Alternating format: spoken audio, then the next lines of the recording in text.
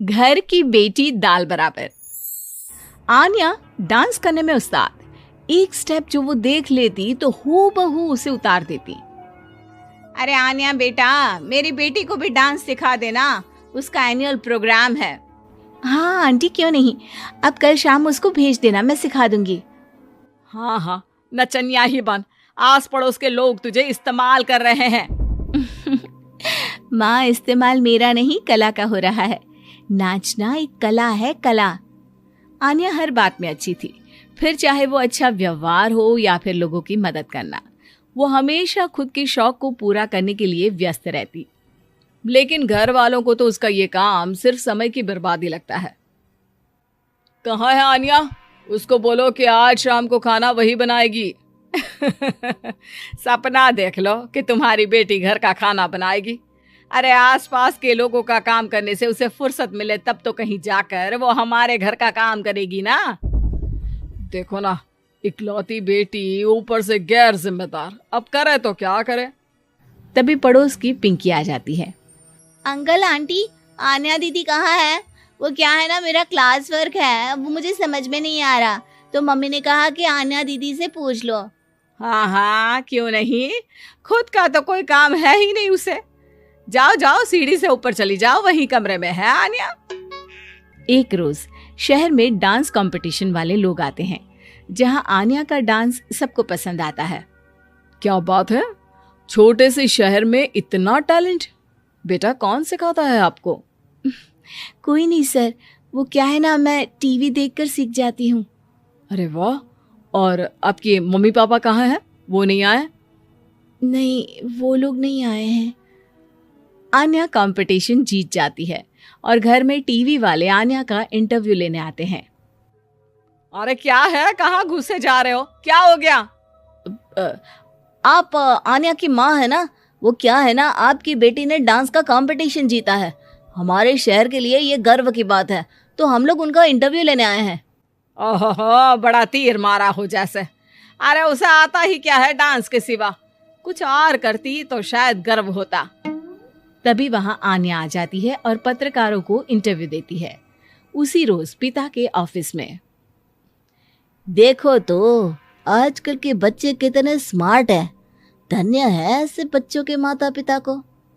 और किस्मत वाले होते हैं ऐसे माता पिता, वरना मेरी बेटी तो किसी काम की नहीं, सारा दिन बस नाच गाने में ही दिमाग लगाती रहती है।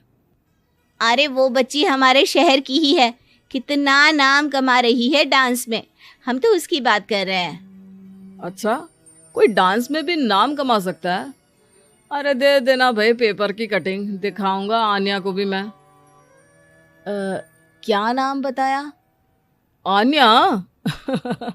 यही तो नाम है मेरी बेटी का, आन्या शर्मा। बड़े उम्मीद से रखा था कि कुछ अच्छा नाम कमाएगी, लेकिन नहीं। आजकल के बच्चों को माँ पापा की इमोशन की कदर है क्या? अरे ये देखिए, इस बच्ची का नाम भी आन्या शर्मा ही है, जो पूरे शहर का नाम रोशन कर रही है। पिता अखबार देखते हैं तो सामने बेटी की ही फोटो रहती है, लेकिन ये क्या, जिस फोटो को देखकर हर कोई गर्व कर रहा था, पिता को उस पे कुछ भी खास दिखाई नहीं देता। हमारी ही औलाद है ये, पता नहीं कब कहाँ जाकर नाम लिखवाती है, मुझे तो पता भी नहीं है। अरे शर्मा जी, जरा मिलवा दीजिए ना अपनी बच्ची से, मैं अपनी बेटी को भी ऐसा ही बनाना चाहती हूँ। मेरी बेटी को कुछ टिप्स दे देगी करियर को लेकर। अच्छा, ये दिन आ गया आपकी बेटी के, ले आइए कभी भी, लेकिन बाद में अफसोस ना करिएगा।